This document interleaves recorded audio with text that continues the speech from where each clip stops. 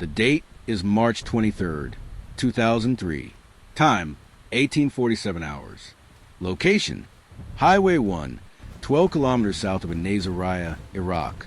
Sergeant First Class Derek Millhouse, 32 years old, lies flat against the burning asphalt behind the wheel well of a disabled Humvee. His Kevlar helmet pressed so hard into ground he can feel gravel cutting into his cheek through the padding. The air is thick with dust and smoke. Visibility is maybe 50 meters down the highway. He can hear the engines, multiple vehicles, heavy diesel rumble, moving fast from the north. His radio is screaming with overlapping transmissions. Convoy under attack. Casualties. Air support 12 minutes out. Too long. Way too long. The A-Team Marines and Platoon are scattered across both sides of the highway, pinned down by machine gun fire coming from a tree line 400 meters east. They've been stuck here for 9 minutes. The damaged Humvee is leaking fuel, and now there are vehicles approaching from their six. He keys his handset, starts to call it in when he hears something else. Something that sounds like a diesel engine with a bad transmission and a turret motor running at full speed. Then, cutting through every other sound on that highway, a noise that doesn't belong in ground combat. The electric whine of a Gatling gun spooling up. But before we understand what that sound meant, before we see how a weapon system that was explicitly prohibited from ground operations ended up on that highway, we need to go back. Not to the beginning of the invasion, not to the planning rooms in Kuwait. We need to go back to a problem that every military in history has faced and never fully solved. What do you do when your forces are spread thin, moving fast, and the enemy refuses to fight the way you expected them to? The 2003 invasion of Iraq was designed around a doctrine called rapid dominance.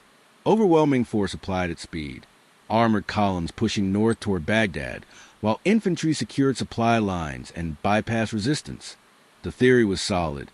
Superior technology, air supremacy, and coordinated maneuver warfare would collapse organized resistance within weeks. And for the most part, it worked. Iraqi military units either surrendered, melted away, or destroyed by air and armor before they could mount effective defenses. But doctrine is built on assumptions, and one of those assumptions was that enemy forces would fight conventionally, static defenses, uniformed units, predictable tactics. By late March, that assumption was proving catastrophically wrong. Fedayeen Saddam, paramilitary units loyal to the regime. They didn't wear uniforms. They didn't hold ground. They hit supply convoys, ambushed isolated units, and disappeared into urban areas before air support could respond. They used civilian vehicles, pickup trucks with machine guns welded to the beds, sedans packed with armed fighters. They operated in small groups, struck fast, and exploited the one weakness in American doctrine. Speed created gaps, and gaps created vulnerability. A mechanized column might cover 50 miles in a day, but the trucks carrying fuel, ammunition, and supplies couldn't keep pace. And when those soft-skinned logistics vehicles got strung out along Highway 1, they became targets. By mid-March, convoy attacks were happening daily. Ambushes on roads that were supposed to be secure. Rocket-propelled grenades fired from overpasses. Machine gun fire from concealed positions. The standard response was to return fire with mounted weapons, call for air support, and push through the kill zone. But air support took time, and in a 6-minute ambush, time was measured in casualties. The infantry needed something that could suppress multiple threats simultaneously, cover a 360-degree perimeter, and respond in seconds. They needed mobile, overwhelming firepower that could move with the convoys and operate without waiting for approval from higher command. The problem was no such system existed in the ground inventory, at least not officially. The M163 Vulcan air defense system, that's the official designation. 6 rotating barrels. Rate of fire, 3,000 rounds per minute. Mounted on a modified M113 armored personnel carrier. It was designed in the 1960s to protect ground forces from low-flying aircraft. By 2003, it was obsolete. Modern aircraft operated at altitudes and speeds that made the Vulcan ineffective. The Army had phased most of them out. The ones still in service were kept in reserve units, used for training, or mothballed in depots. They were never, under any circumstances, supposed to be used in direct ground combat. The reason was legal, not tactical. The Vulcan fired 20mm high-explosive incendiary rounds at a rate that could chew through an apartment building in under 30 seconds. Used against ground targets, especially in urban or populated areas, it violated proportionality standards under the laws of armed conflict.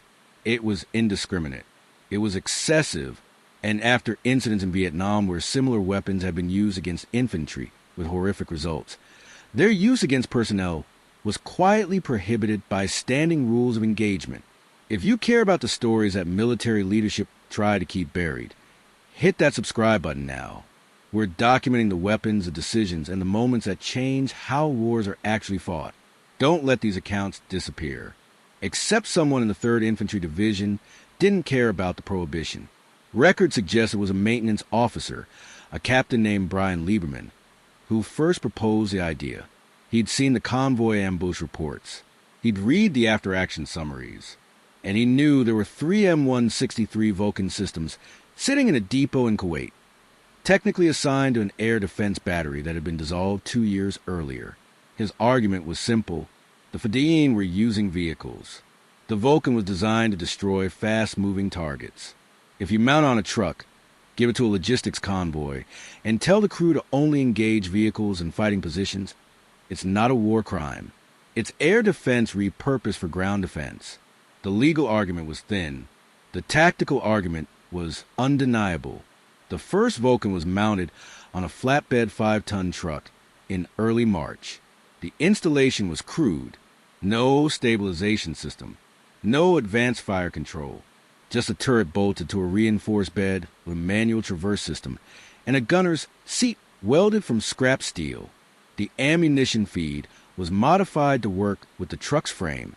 The power system was jury-rigged from the vehicle's electrical system and a backup generator. It took 4 days to build. It was tested once, at a range outside Camp Doha, firing a 6-second burst into an empty berm. The gun worked. The mount held, and the truck didn't shake apart. That was considered sufficient. The crew was pulled from a transportation unit. A staff sergeant named Paul Torrez, 36 years old, with 12 years in the Army and 0 experience with air defense systems. He was given a 2-hour crash course on how to load, aim, and fire the Vulcan. The instructions were blunt. Point it at anything shooting at you. Hold the trigger until it stops moving. Don't fire near civilians unless you have no choice. And don't tell anyone outside the unit that this thing exists. Torres asked what he was supposed to report if he used it. The answer was vague. Defensive fire. Heavy machine gun. Don't be specific. The Vulcan officially wasn't there. 2 more systems were built using the same template. All 3 were attached to logistics convoys moving north through southern Iraq in the 3rd week of March. They were placed at the rear of the columns, positioned to cover the 6 o'clock and provide suppressive fire if the convoy was hit from behind. The crews were told to keep the weapons covered with tarps when not in use. The goal wasn't secrecy. It was deniability. If no one saw it, no one could ask questions.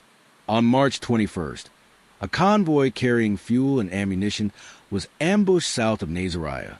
The attack came from both sides of the highway. Small arms, RPGs, and at least 2 vehicle-mounted heavy machine guns. The convoy tried to push through. 2 trucks were disabled by RPG hits. The column halted, and the Fedayeen closed in, firing from pickup trucks that maneuvered around the stalled vehicles. The Vulcan, at the rear of the convoy, had a clear line of sight. Torres uncovered the gun, powered up the turret, and engaged. The first burst lasted 4 seconds. 90 rounds. The lead pickup disintegrated. Not disabled. Not stopped. It came apart. The engine block separated from the chassis. The cab folded inward. The vehicle flipped, slid 30 meters, and stopped burning. The second burst hit a technical truck mounting a heavy machine gun. The gun, the mount, and the truck bed ceased to exist in under 3 seconds. The third burst raked the tree line where muzzle flashes had been visible. The firing stopped. The convoy moved. Total engagement time, 18 seconds. The after-action report listed the engagement as defensive fire, heavy machine gun, multiple threats neutralized. The Vulcan wasn't mentioned, but word spread, not through official channels, through the radio chatter that crews share, the stories that get passed along during resupply stops. A truck with a gun that could erase vehicles. A system that could cover an entire convoy alone. And within days, convoy commanders were requesting the Vulcan trucks by name. Drop a comment with the word Rotary if you've realized where this is heading. And if you're not already subscribed, this is your moment. We're going deep into the weapons that weren't supposed to exist but saved lives anyway. By March 23rd, all 3 Vulcan trucks were operational and moving with different convoys. The one attached to Sergeant Millhouse's platoon had been with him for 2 days. They'd seen it fire once, a short burst of suspected fighting position that turned out to be abandoned. The crew, led by Torrez, kept to themselves.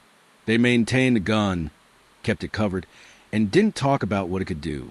Millhouse didn't ask. He just knew that if things went bad, that truck was their insurance policy. The ambush that hit Millhouse's convoy at 1847 hours wasn't sophisticated, but it didn't need to be. The platoon was escorting 3 supply trucks through a section of Highway 1 that intelligence had marked as secure. They weren't expecting contact. The first RPG hit the lead Humvee, disabling it but causing no casualties. The Marines dismounted, took cover, and started returning fire toward the tree line where the RPG had originated. Standard procedure. Suppress, maneuver, call for air. Then a machine gun opened up from the east. Heavy caliber, probably a PCAM or a Dushka, rounds impacting all around the stalled vehicles. The Marines went prone, and that's when the vehicles approached from the north. At least 4, moving fast. Civilian cars and a pickup truck.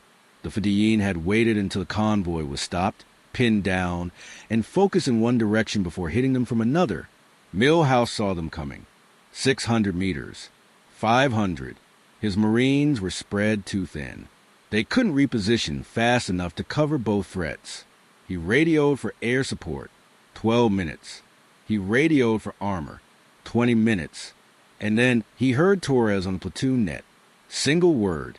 Engaging. The flatbed truck was parked at the rear of the convoy, partially concealed by a disabled fuel truck. Torrez was already in the gunner's seat, traversing the turret north. The Vulcan's barrel started rotating before he fired. That's the sound that made Millhouse look up. The electric whine, the mechanical spool up, and then the gun fired. A Vulcan doesn't sound like a machine gun. It sounds like an industrial saw cutting through metal. A sustained mechanical roar that vibrates through your chest. The tracers look like a solid beam of light, not individual rounds. Torrez walked the fire from left to right across the approaching vehicles. The first car was hit mid-engine. The hood peeled back. The vehicle jerked, rolled, and stopped. The second car tried to swerve. The burst followed it. The windshield, doors, and roof disintegrated in sequence. The vehicle coasted to a stop, already collapsing inward. The pickup truck accelerated, trying to close the distance. Torrez adjusted, fired a longer burst. The front axle separated. The truck flipped end over end and landed on its roof. Total engagement time, 11 seconds. For vehicles disabled, the Fedayeen fighters who had been dismounting from the cars were either dead or scrambling back toward the tree line. The machine gun fire from the east stopped, and Millhouse realized he could hear his own breathing again. But the engagement wasn't over. The Marines began maneuvering on the tree line, using the break and fire to advance and clear the ambush position. They found 6 Fedayeen dead or wounded, along with 2 machine gun positions that had been abandoned when the Vulcan opened fire. The captured fighters, questioned later through an interpreter, said they thought the convoy had been hit by an airstrike. They didn't understand that the fire had come from a single truck. One of them described it as a gun that didn't stop, just continuous destruction until there was nothing left to shoot at. The convoy resumed movement 30 minutes later. The damaged Humvee was towed. No American casualties. The official after-action report described the engagement as defensive fire supported by heavy weapons. The Vulcan was listed as a heavy machine gun system. No additional details. But the platoon knew, and the word continued to spread. A truck that could break an ambush in seconds, a weapon that made enemy vehicles into a liability instead of an advantage, and a system that technically wasn't supposed to be there. This is a kind of story that gets buried under operational security classifications and legal reviews. If you think more people need to know how battles are actually won, share this video and stay subscribed, because we're not done with the Vulcan yet. By early April, the 3 Vulcan trucks had been involved in 17 engagements. None lasted longer than 30 seconds. The effectiveness was undeniable. Fedayeen ambushes, which had been inflicting steady casualties on logistics convoys, dropped sharply in areas where the Vulcans operated. The reason wasn't just the firepower. It was a psychological effect. Ambush tactics rely on speed and surprise. You hit fast, inflict damage, and disengage before the target can respond effectively. The Vulcan eliminated the disengage phase. Once it started firing, there was no retreat. Vehicles were destroyed before they could turn around. Fighting positions were suppressed before fighters could displace. The weapon created a kill zone that couldn't be escaped. But the legal and ethical problems were mounting. The Vulcan's rate of fire meant that even a short burst expended hundreds of rounds. In urban areas or near populated zones, that created massive risks. A 2-second burst that missed its target would send 40 rounds into whatever was behind it. Buildings, vehicles, anything. The potential for collateral damage was enormous, and the rules of engagement for the invasion were explicit. Proportionality, distinction between combatants and civilians, minimize collateral damage. A weapon that fired 50 rounds per second didn't fit that framework. On April 3rd, a Vulcan truck engaged a vehicle that was approaching a checkpoint at high speed near Karbala. The vehicle failed to stop. The gunner fired a 3-second burst. The vehicle was destroyed. When the wreckage was searched, no weapons were found. The occupants appeared to be a family attempting to flee the city. The incident was investigated. The gunner was cleared. The justification was force protection. A vehicle approaching at speed in a combat zone, failing to obey signals, was a legitimate threat. But the incident raised a question that had been hovering over the Vulcans since day one.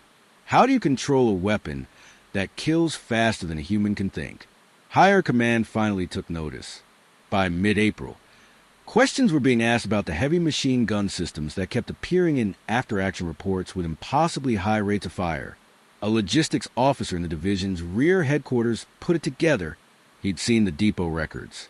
He knew 3 M163 systems had been pulled from storage, and he knew they weren't supposed to be in Iraq.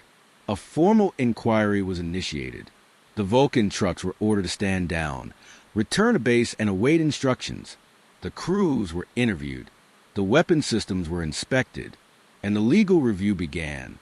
The findings were split. On one hand, the Vulcan had been used effectively, had saved lives, and had reduced ambush casualties in every convoy it accompanied.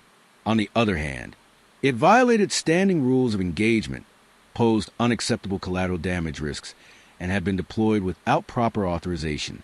The decision came down from Division Command in late April. The Vulcan trucks would be pulled from active operations, the systems dismounted, and returned to depot storage. The crews would face no disciplinary action, but the weapons would not be used again. The official reason was legal compliance.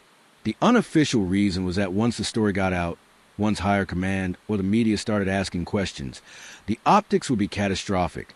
A weapon banned from ground combat, used in populated areas, with the potential for massive civilian casualties.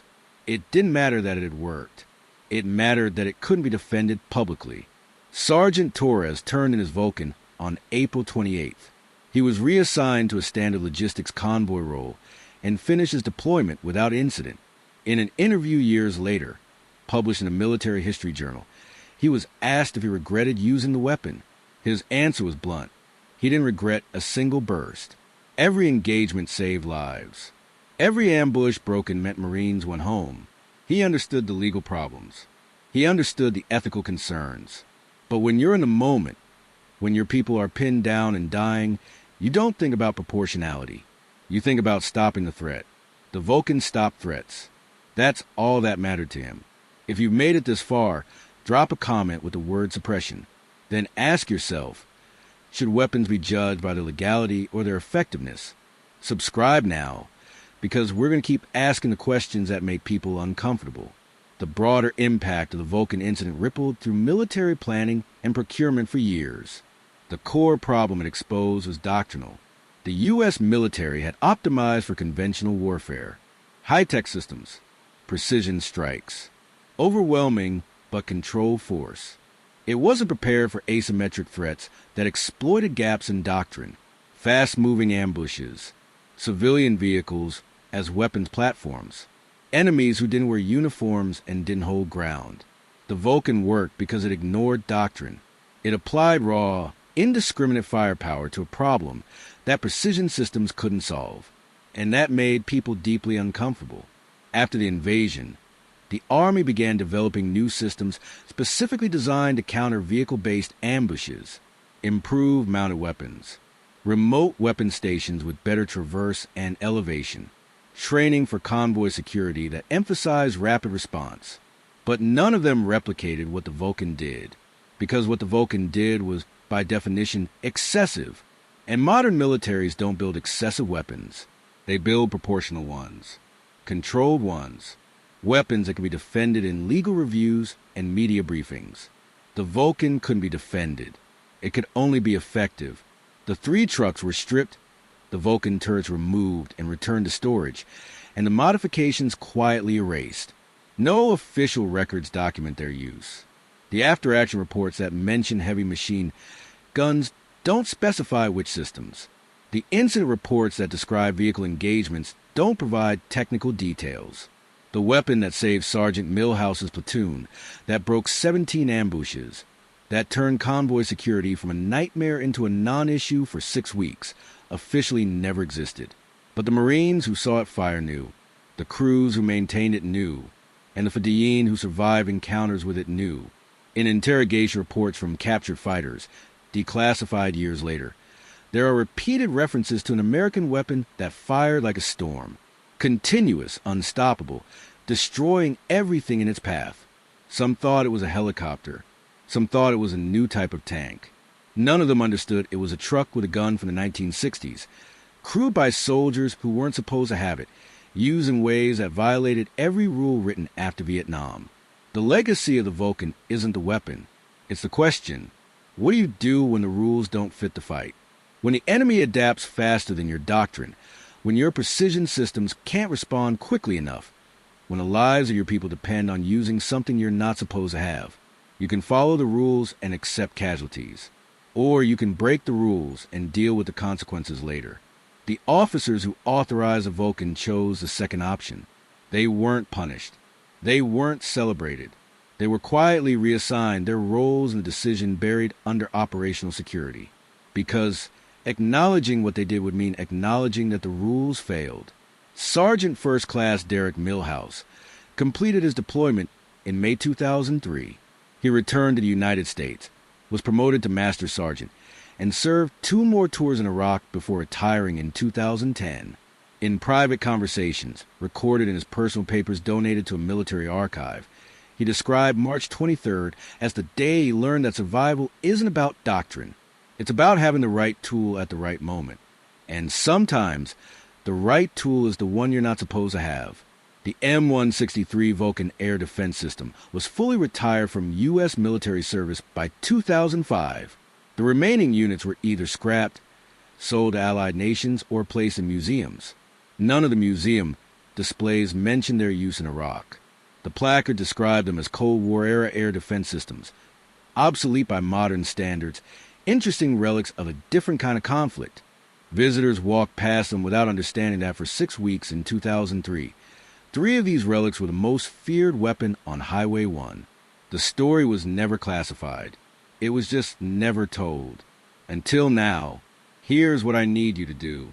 First, hit that like button, because this story fought through legal gray zones just to reach you. Second, answer this question in the comments. If you were a commander facing daily ambush casualties, would you authorize a weapon you knew was prohibited? Be honest. Third, subscribe, because we're not stopping here. These stories exist in the gaps between official history and what actually happened. And someone needs to document them before the people who were there are gone. Next time, we're covering the modification that turned a standard engineering vehicle into an urban warfare monster, an explosive method it used that made enemy snipers abandon entire buildings. You won't find it in any field manual. Stay locked in.